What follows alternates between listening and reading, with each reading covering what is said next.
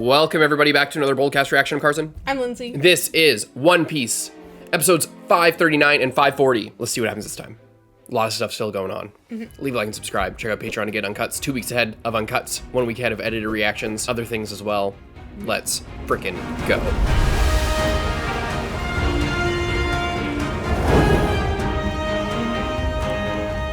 Robin just going on a solo mission. Oh yeah, there was poneglyph. Right. I still think it's on the Queen's tomb. It'd be similar to Alabasta. Or is it gonna be just right here? Oh shit. Ooh. Oh shit. It's kind of crazy. I really hope that she finds something serious. Okay, they're like, we made it outside and as we fall to our deaths.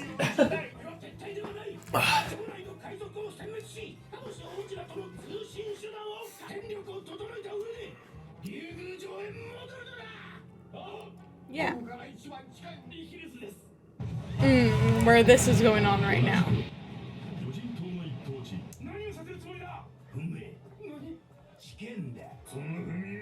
An officer. What a great title. An officer of the fishman, of the new fishman pirates. Step on is a piece of paper? Yeah, but I wasn't asking like what it was. It's like they haven't shown it to us. Yeah. Or is it a picture of the royal family? Oh yeah, maybe.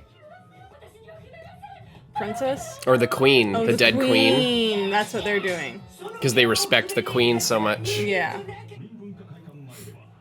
Cultural hall. Oh, the drunk guy.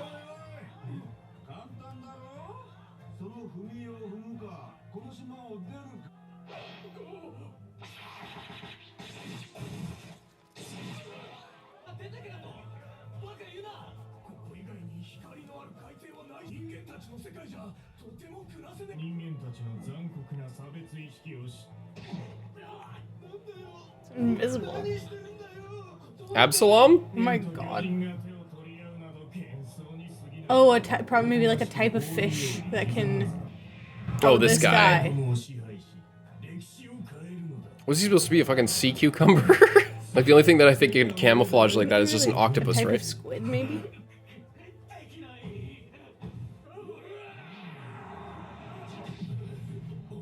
Thank God these guys are here now. Badass. Yeah. Yeah. It was like a super shitty move. Not even just like the current king, or you know.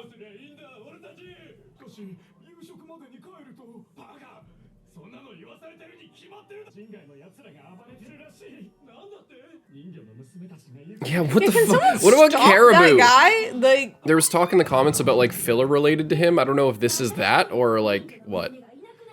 If he just decided to start kidnapping women just because he's a shitbag. No, it's because he's gonna steal them or sell them.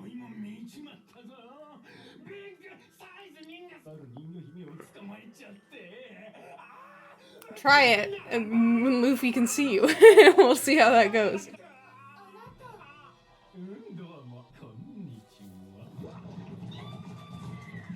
Nobody heard that? Yeah, you didn't see that guy and immediately run away because he's terrifying and creepy? And why not? Are you gonna explain why you didn't want us to fight Hordy? I think it was just a sensitive situation and he just was urging caution, but I think he said like, yeah, I'll help you now. He didn't even hesitate. That giant cup.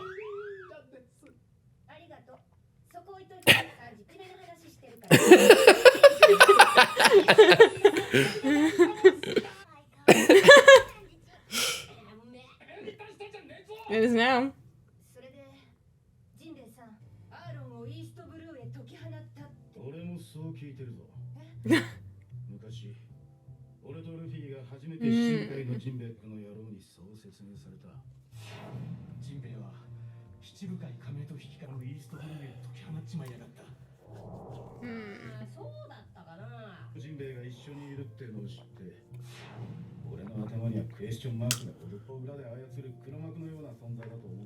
Not really.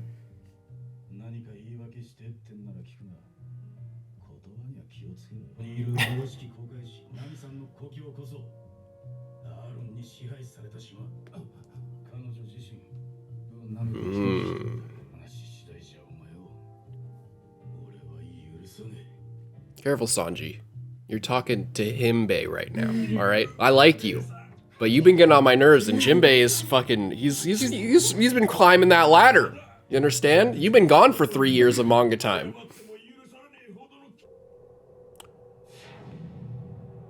Was he there? Or are we just seeing her? Remembering. We're just seeing that again. I think it's kind of like the previous images we saw last episode.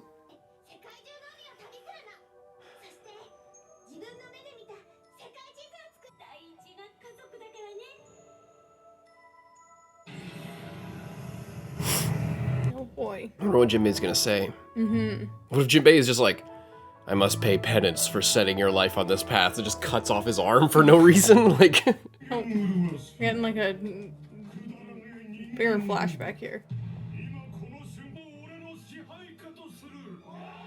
He sounds different. You know, I'll forgive the crazy flashbacks because it's been literally 500 episodes since this happened.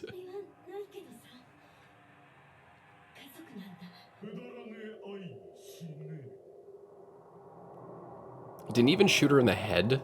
Like they're even softening the blow of what happened. I'm pretty sure he like put the gun to her head, which is even more messed up. Little mommy. She's just so little.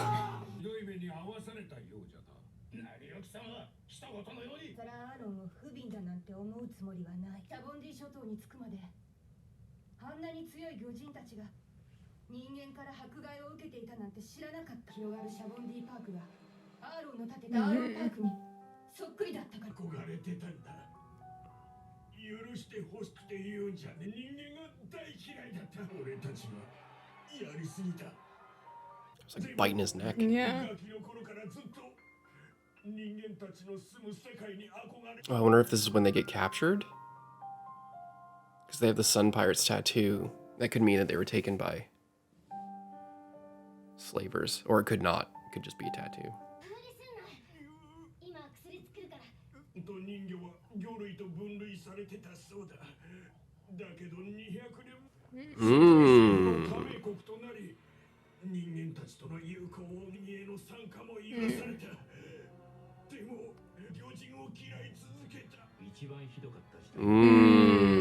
Because everyone was coming through here.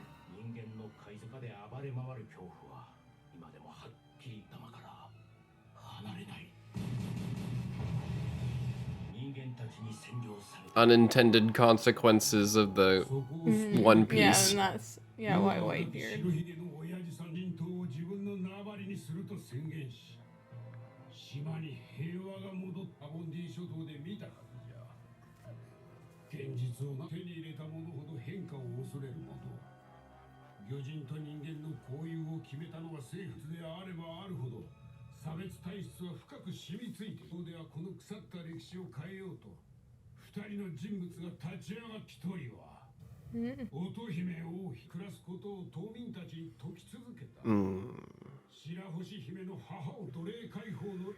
Yeah.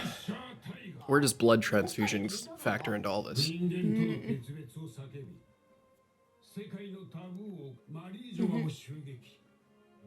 It's a really cool picture of that.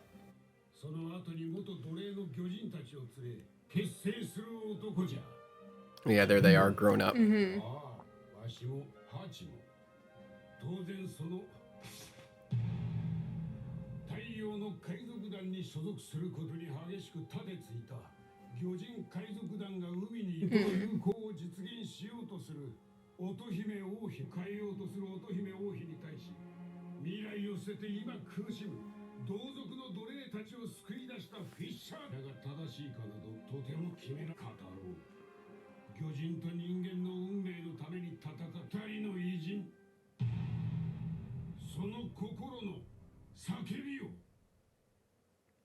What? Oh, flashback arc? What was their hidden angst? I don't know what that means. I don't know what that means. Is it just they had a problem with each other? Because they were doing two different things. Maybe that's just a line to leave it off because it was kind of a slowish episode. Yeah. Not a bad episode by any means.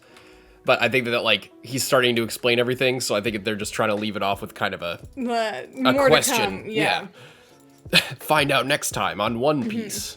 Yeah, and a lot of this was, like, flashbacks from Nami, stuff that we kind of already knew about, like, Fisher Tiger, things that you could kind of put together a little bit. Like, with the park, like the Arlong Park, and how it was kind of modeled after a place that they weren't allowed to go to and everything like that. That was kind of told to us by comments up to this point. Like, that was kind of put together, at least to me. I'd seen that. That's like every time Arlong's been brought up, or Hachi's been brought up since we went to Sabaudi. People have made that connection. But yeah. I'm excited to learn, a little bit more and, kind of see what's going on and, why all the, hordy and stuff are making everyone step on pictures of the queen. If she was like, I guess Fisher Tiger was kind of making things difficult when she was trying to do it her way. I think that's all it means by the hidden angst. Yeah. It's like they were both trying to do stuff, but like making it harder for each other because one of them was looking for more. One of them was going for like a more like diplomatic approach, and then one of them was like, clearly that hasn't been working. We need to just Are you gonna keep like playing by their rules the whole time, or are we gonna like demand respect our own way? And it seems like that's what Fisher Tiger was doing. That's why he stormed everywhere and freed all the slaves. It's like at a certain point, bargaining with them is not worth it. And we need to stand up for ourselves. Or, maybe Fisher Tiger wanted to parlay with them, but, was just doing it in a different way, like... Yeah, and we also know that, like, Fisher Tiger died, the queen died, and Arlong left potentially, like, around the same time as each other. Yeah. So, and, like, Arlong, like, Jimbei's all like, I sent Arlong out, and it's made to seem like he's responsible, but I feel like it's more like he banished Arlong, or just told him he needs to get out. Judging by how strong Arlong was, or, like, how Luffy was able to beat Arlong, I mean, I know these are problems, like, power scaling things, and that ends up not being as much of a factor, but, like... And obviously earlier on in the story, things weren't as established power-wise as they were, like, around the time of Marineford. But, like, say Fisher Tiger dies, and then... So it's kind of like... It's a similar thing that happens a lot in, like, One Piece stories.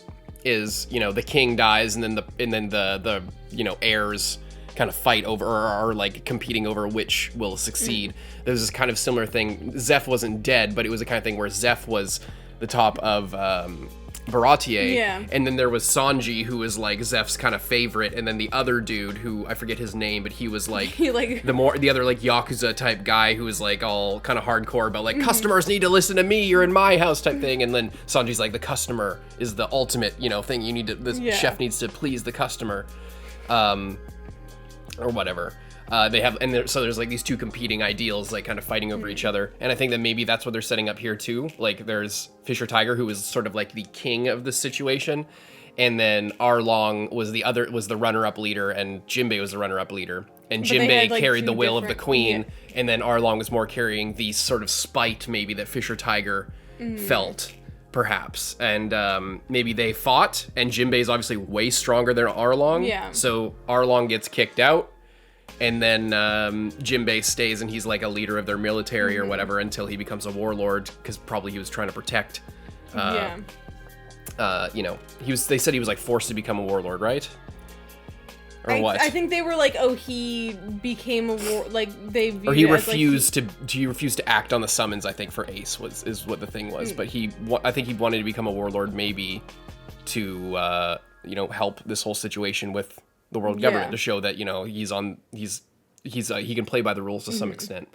Probably maybe that'll factor into what we'll learn, but yeah, I think that's probably it. And yeah, you can never account for how much the power scaling of early One Piece, like the whole issue with Crocodile, we've talked about that to death, and that's been talked about to death in comments and stuff like that. Well, there's also the thing of like, at the time that Arlong left, like, because we saw him after he had been, like, camping out there for, like, years at that point.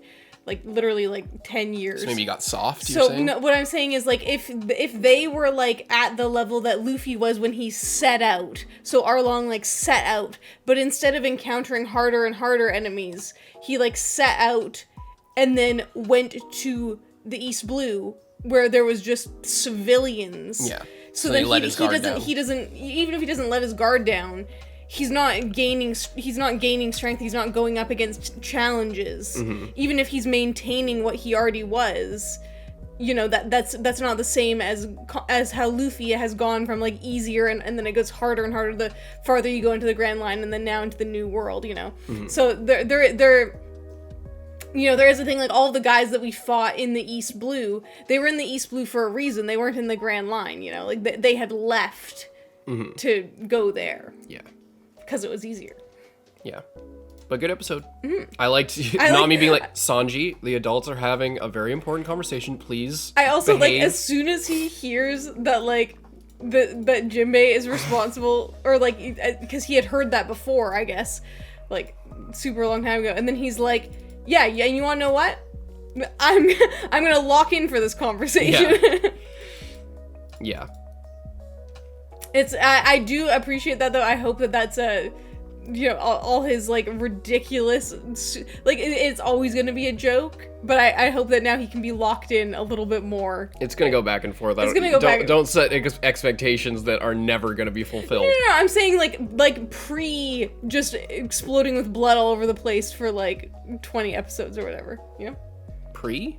Like, before that, when he would still obviously be, like, being, like, silly and stuff, but not, like, 100% of the time. Right. Well, leave a like and subscribe. Let's move on to the next one.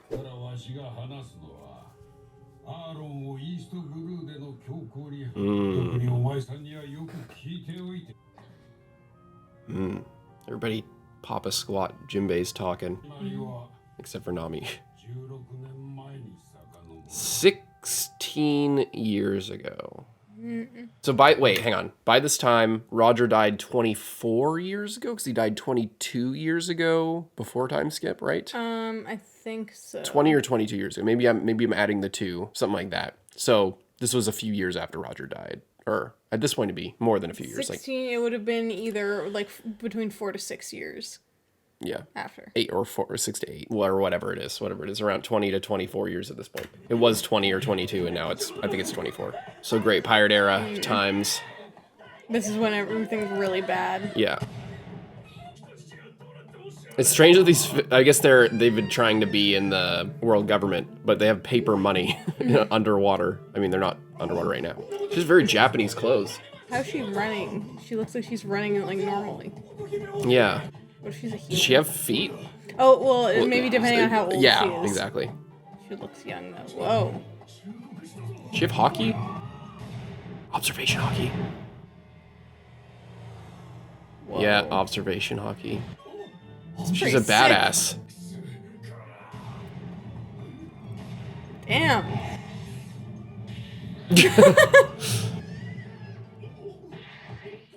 This guy all young. She's judging by her daughter, she's way less buxom than I thought she would be. She's also tiny. Like, she's a normal person. Yeah, that too.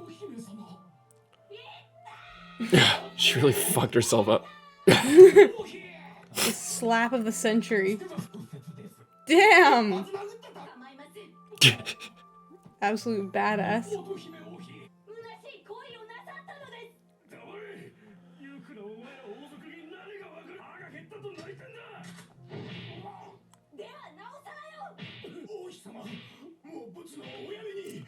Our beautiful queen beating up a poor person.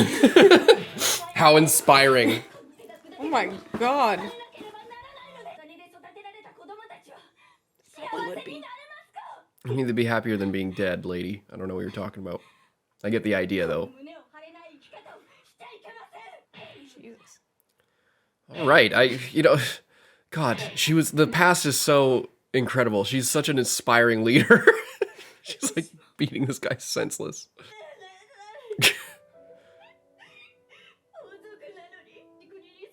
She bipolar? He must have had some awful reasons. Like, yes, I just told you. Oh, damn.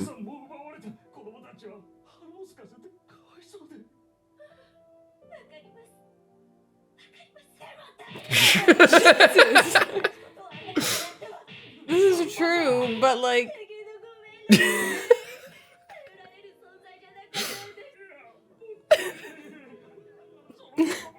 It's very generous.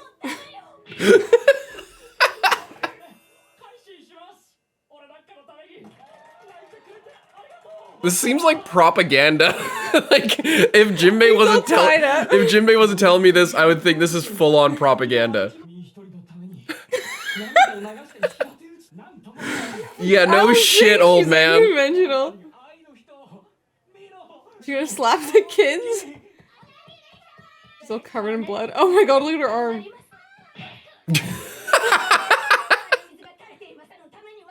Oh my god, lady.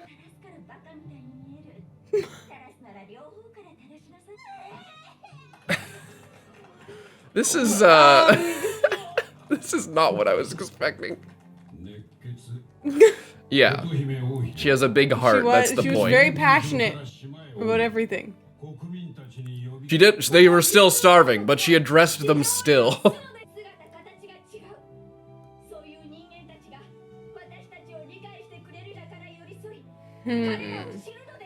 Yeah. And then Fisher Tiger's like, they're enslaving us! Lady, what the fuck are you talking about? Young Jimbei.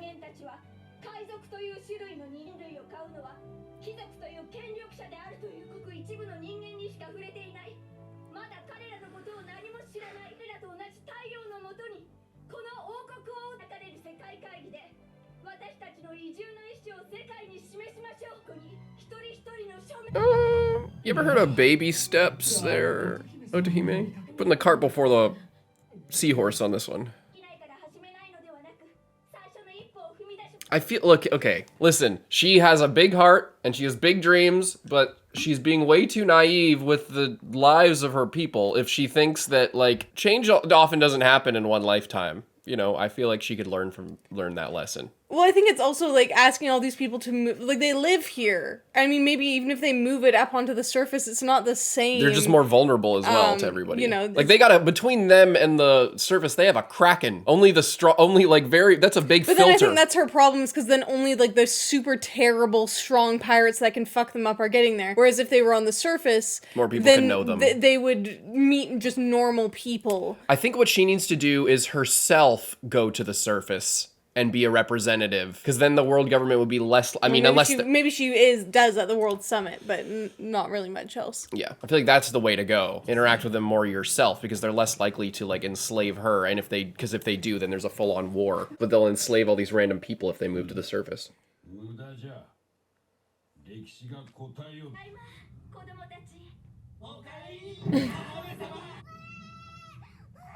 Gigantic baby. Do they have eggs? Or do they give birth? Because, like, goddamn. You gonna slap her too? Is that why she cries all the time? I slapped a poor man silly today for trying to feed his children.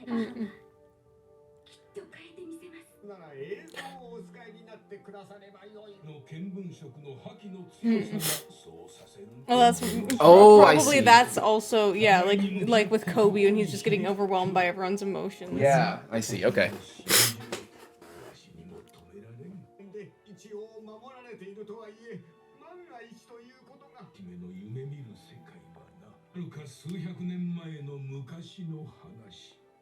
Whitebeard?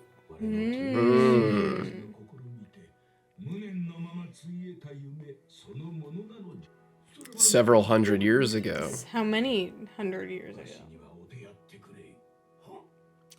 Well, I think this is gonna go that great.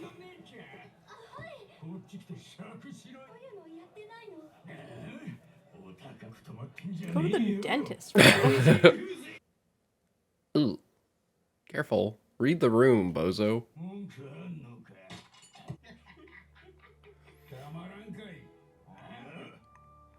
Outfit is crazy. Jimbei was edgy back in the day. Yeah. This is an emo phase. 30. Does he have blonde hair? You see that? Yeah. He literally bleached his hair. Well, that part is now like white, Yeah. so he just learned how to tone it. So it wasn't yellow. Yeah, it's not even age related. He just toned it. He's got a better hair care routine. Got purple shampoo.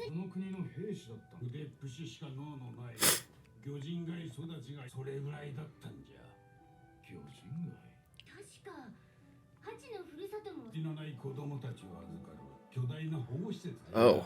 ほどなく施設は荒れ始め、管理者たちの手に音のはみ出し者たちが集まるリーダー格じゃったフィッシャータイガーは、やがて冒険家として国の立場じゃったわしは王国の軍隊に入り、マクロ一味などは魚人にして人さら皆それぞれの道を歩んだ。そんなある日。 返して欲しければこんな紙切れ集めて何ができる。お前は魚人街のアーロンだな。魚人街の少し違うな。海賊アーロン一味のアーロン船長だ。同種族の海賊たちを餌に暮らし海賊を買ってやってんだ。ネプチューン、礼に金るのよ。そこで見てないで。 But he agrees with him. その新米兵士を話せ。 一応わしの部下じゃ。わしは興味ないが、王妃にとって大切なもんじゃ。中君の人命をやぶんだ。助かった。そりゃいい肩書きだ。こんなマフィアみたいな兵士もねえ。It looks like he's running a game. わかったよ。 I still think Arlong is just so cool looking. 久しぶりだな。巨人街の仲間じゃねえか。一緒にするな。 まだ海賊などやっせんかフィッシャータイガーさんだ。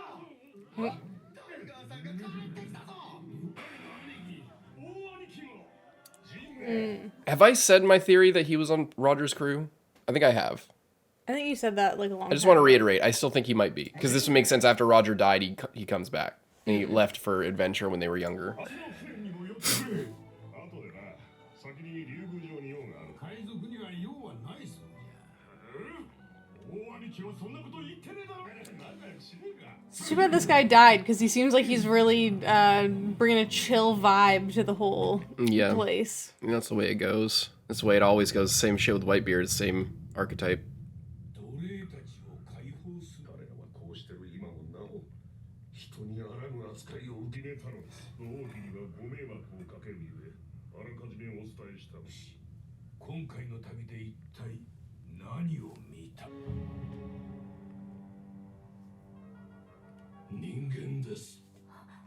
Whoa.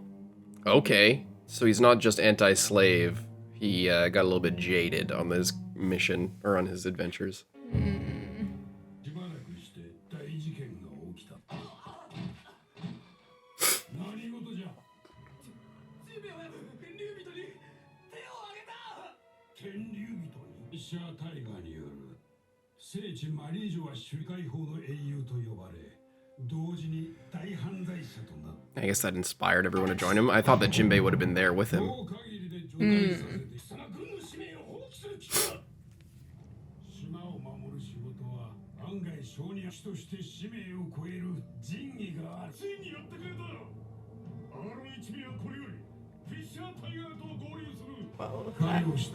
Damn. And that's why they did the brand, is because a bunch of people joined him from the slaves. So they were all equal with the brand of the sun. To remove their brand of the slave, everyone else had to take a brand as well. That's kind of badass.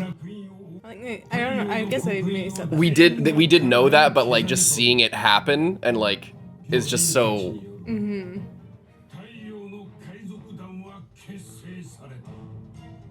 Yeah, we did know that from Hancock, obviously. That's cool. That's cool. I guess the difference is that I thought that the Sun Pirates were a thing and they all went to free the slaves, led by Fisher Tiger. But Fisher Tiger did it alone, which is honestly even more badass. And then he comes back with the slaves, and then in solidarity between all of them, the ones who were not slaves but still wanted to follow Fisher Tiger and wanted to carry on that will, took a brand even though they didn't need to take a brand.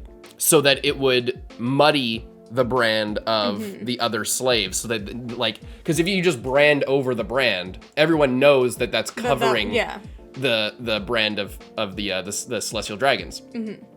But if a bunch of people have it, then it, like, I didn't think of it that way, I guess. Like, they did literally say that, but, like, seeing it happen and seeing everyone else be like, yes, you know, we're all the same, and the only way, we can't remove what's been done to you, but I can carry the pain with you by also getting branded, both physically and, like, symbolically sharing that weight of what they went through. It's just such a cool idea, and to see it all go down is really sick. And Hachi, why did Hachi get it on his forehead? There was a shot of him, like, clutching his forehead, being like, ah, shit! Well, I don't know, seeing as I guess he wasn't...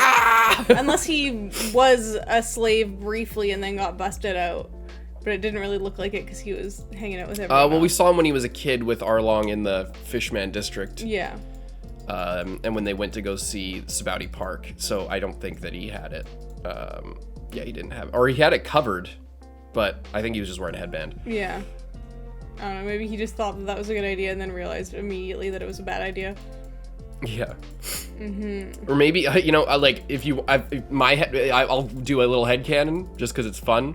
Like, because he's an octopus, and if he gets his shoulder branded or something else, another part of his branded, himself branded, if he gets hurt, then it could, like, go away and just regenerate.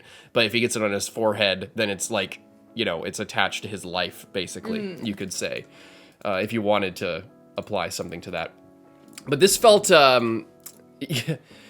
whole backstory felt a lot cleaner to me than, and I think it is because this is something that Oda has been thinking about since the beginning. You know, like, like, first of all, I love it. Like, just as a watcher, I love it. I think it's really good. It feels a lot smoother than a lot of other, you know, backstories that or a lot of other things like this, when we like learn a bunch of things, then we go back in time and see how everything turned out. Just, I liked it. There was a lot, there's not really anything in this that I'm like, it's also, it's interesting because before we were, you know, obviously we knew that, Arlong had been a part of the Sun Pirates before. Yeah. But yeah, like you said, it was, the timeline was uncertain of, like, were they the Sun Pirates and then they freed the slaves and then Arlong, like, broke off shortly after that? But no, it's like Arlong because I thought that there was the Sun Pirates that then later split into multiple factions and some of them became the Arlong Pirates. Yeah. But instead it was like he had his, like, childhood friends, kind of, that he'd been, like, hanging out with in the streets. They have the Arlong Pirates, and maybe there was, like, some other pirates and other gangs and stuff, and then... But they never got to become full-on, like, pirates. But then with Fisher Tiger, then they all come together for, like, you know, for one cause. Yeah. And then they sail out. And then afterwards, everything gets kind of divided again, after Fisher Tiger dies. Yeah. Yeah. I think I think it's sick. I think Fisher Tiger's really cool. The fact that he did that all alone and not, like, cause I guess I always thought that jimbei was, like, along with that, but that was, like, his Vietnam era where, like, he saw some shit that he never really wanted to talk about, and that's the only reason he didn't talk about it. But no, like, cause they said Fisher Tiger did it. Yeah. Right. And, you know, they said that, so they already said that, but they didn't say that he did it alone, I don't think. Maybe they did, and I'm just forgetting, but, like, I think this is the first time we actually saw him doing it. Like, when we saw flashes to it, we would see him, like, framed in fire as, like, a silhouette before, and then the girls running away, the Gorgon sisters. But this is the first time we saw him, like, in there shooting and, like, swinging a sword and, like, running around and freeing people. So, yeah, I don't know. It just is, and I do think that he was a part of Roger's crew. That's still part of my theory. I think it's also, well, I mean, if he was, then he would probably have a lot of resentment towards Roger for like making the Great Pirate Era, like, if he had been, you know. Yeah. Cause like, you know, imagine you're, like, on a crew with someone, and then they accidentally, with their dying words, sentence all of your people to like relentless barrage of other people coming in and attacking them and kidnapping them. You know, like that'd be like, I think it would be interesting, but that would be like extra, that would add like an extra level of it being like kind of fucked up, you know. But it's interesting that, like, yeah, because Jimbei, obviously we get introduced to him as a warlord because he's a pirate, and Arlong is like, oh, fucking Jimbei sucks. Like, that was the first time that we like heard about Jimbei as Arlong, like, just being like, fuck that guy, he just does whatever he's told, and he's not even that good. But yeah, it's interesting because then we also found out that Jimbei was a part of Neptune's like the royal guards and stuff. So then you're like, okay, well, it just makes a lot of sense with the timeline of like, he was the royal guard, or like, you know, he was from the Fishman district, and then there wasn't like, he could either be a pirate up, or, you know, go and join the military, and he's like, okay, I'm gonna go and join the military. But then once he gets inspired by Fisher Tiger and leaves all that behind and goes out and becomes a pirate. But then I'm sure we'll like get to it in the next couple episodes, but then he kind of has this thing after Fisher Tiger dies, and then he sees Arlong, you know, just, you know, maybe doing stuff that he doesn't like. So then he kind of loops back around where he's still a pirate and he's a warlord, but in more of like a Whitebeard style position of like, he's a pirate, but he's kind of using the fact that he's a well-known pirate for the protection of this place, you know? Yeah. And the queen is something else, all right. I like the observation hockey. I like that, makes a lot of sense. It's consistent, you know. It's not, you know, they're calling back to something that's been happening, like even with as far back as Mantra, with that girl who was like freaking out because she felt like the Earth's emotions, or like she felt all the people dying and like their voices were screaming out. You know, she is just so overwhelmed with emotion that she just has to do something, act on it in every way, and she like kind of goes back and forth. It's just like, you shouldn't steal, it's wrong, and you're hurting other people, and you're just perpetuating the cycle. And then she's like, but you have such a tragic backstory. Yeah, it's kind of funny. And what else I was gonna say? Oh, and they were bringing up that like arc. Oh yeah. Right? Yeah, because we were wondering like, oh, what kind of like Noah's Ark? Because we were like, okay, did everyone always live down here? It seemed like no. It seems like no. It seems like they came down here with this ark, and then set it up several hundred years ago. Which could maybe have been at the end or like during Void Century. Yeah, which would make a lot of sense if like shit was going so crazy on the surface that the best choice was to go 10,000 kilometers or whatever down. The question is, were they fish people before, or as a part of whatever crazy magic cataclysm, earth-shattering event, did they like mutate and then turn into fish people? Or were they fish people, but they, you know, it was just the same thing where they were getting like attacked and captured and stuff on the surface as well? Yeah. How similar, how different was it? But you know, when we're talking about all the stuff that's going on with Skypiea, again, they're like 10,000 feet above the sea level, and then we're 10,000 feet below sea level as fish people. You know, maybe there is some like gene editing or some kind of mutation involved with these like ancient weapons that perhaps flooded the world. Or maybe, you know, that's why there's a big arc. If there was a big flood, like we were always talking about that in Round Water 7, because the city's like sinking, but is it sinking or is the water rising? And we didn't know if it was just in that area where it was really noticeable because of the way that the city was. And also with Eni's lobby, how there was all the like sandbags on the windows in the place where Luffy and Lucci were fighting. Yeah. It was like, they were in this room with all these windows. It's like, we're below sea level. Why are there all these windows? Well, they're all covered with sandbags. That has to be an intentional detail. And with the stuff with Water 7, you know, so there's a lot to think that maybe 800 years ago, Void Century, there was like a cataclysm related to these big Pluton, or there was another one, Poseidon. Maybe and at the time we were thinking that, is it a weapon or is it a giant boat? Because Franky had the Pluton plans, and he was on a long line of like shipwright people, like Tom, who had this stuff passed down to them for 800 years, so that as like a kill switch, if like the world government got out of control, or if it was ever needed as like a threat, it could be built again. But so we were thinking maybe it was a ship, but maybe it wasn't just a ship. Maybe it was a different kind of ship. Maybe it was like either an ark like this, or I was we theorized maybe a like a warship, like a plane, like an airship. Yeah, well, like I mean, bomber or something like that. If you have something that's called Poseidon, I feel like it could very well be a boat that is literally underwater. Yeah. You know. What muddies the thing, and you know, it's Oda, so I don't know. But like, the only reason why I don't think it's an ark is because Enel built an ark. And maybe he built an ark because he was inspired by all that ancient shit, but he just built a flying ship. And maybe it's that like Oda was thinking around that time about like what these ancient weapons would be or what they would be. And then he was thinking about giant metal arcs that like can fly and use the power of this devil fruit, or like, you know what I mean? Like maybe he was on that train of thought, and then he just made that, and then now it's still this ancient thing. And maybe this is it. Maybe this is the one that was like lost.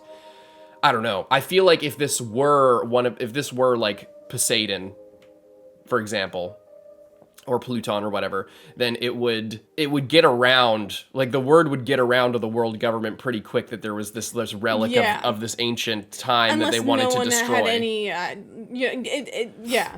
Because they can't destroy poneglyphs, I don't think. Like that was a thing with it, or can they? I think they just don't. I think it's just people don't know what poneglyphs are. Is like the biggest defense against anything happening to the poneglyphs. Right. So it's easier to kill Robin than it is to destroy all the poneglyphs. Yeah. Yeah. Here's why I was thinking about all this, is because, you know, Roger went on, traveled the whole world, found all the poneglyphs. That was like his last mission or whatever that he did. And if Fisher Tiger was a part of his crew, was on that, found out what happened, then came back, has more pieces put together, and then he's like, humanity, blah, blah, blah. That's what I found out. And because he learned a truth that maybe was too much for him. And seeing all this stuff, obviously, with the Great Pirate Era. So maybe he has all that knowledge if he was a part of Roger's crew. He comes back and then he starts starts the Sun Pirates. And maybe Robin will, because the last time we saw Robin or 2 episodes ago, she was like, poneglyph. Yeah. Fuck. Which means and that we she, know like, that Roger founds out some came crazy here shit. at one point. Yes, that too. And found the poneglyph. So he was like obviously lurking around in the forest. Yeah, so I wonder if, you know, maybe that stuff will come around and we'll learn some stuff about all this. And it would make sense. All of this would make sense coming to a head with how Fisher Tiger is thinking about all this. And why he would decide after coming back, like, you know, slavery was around his whole life. Yeah. But he decides when he's coming back, this is too much. Something made it too much. Here's like another thing that I was kind of thinking about with the whole like, oh, let's just like move the island. I guess because it's in a bubble, they could potentially just like raise it up, because it's in like a double layer bubble. Yeah. But what's also interesting about that is, so like, you know, they're all worried about the humans and everything, but there's also the Fishman district, which as far as I can tell is outside of the bubble. Yeah, it is. And it's like sort of off to the side. What I imagine is everyone comes here on this arc, they construct this nice place, but not everyone wants to leave, or not everyone can afford to leave, or there's not enough space, or there is like some barrier that is preventing everyone from just going and living in this like perfect utopia bubble here. So that's the other thing. If it's like, oh, let's move Fishman Island away, but then you're also just leaving a bunch of people on the ocean floor, which, like, you know, they're living there, but like it's part of it is that there's this other place that's close by.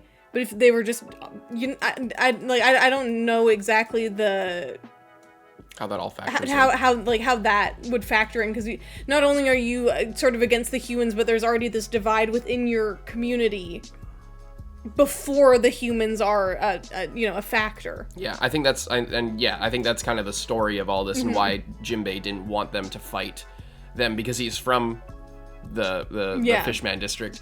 He knows what it's like to live there, and what Hordy and all those guys are feeling. And, you know, he's seen both sides. He knew Arlong. He knew Fisher Tiger. He's been a pirate and traveled the world.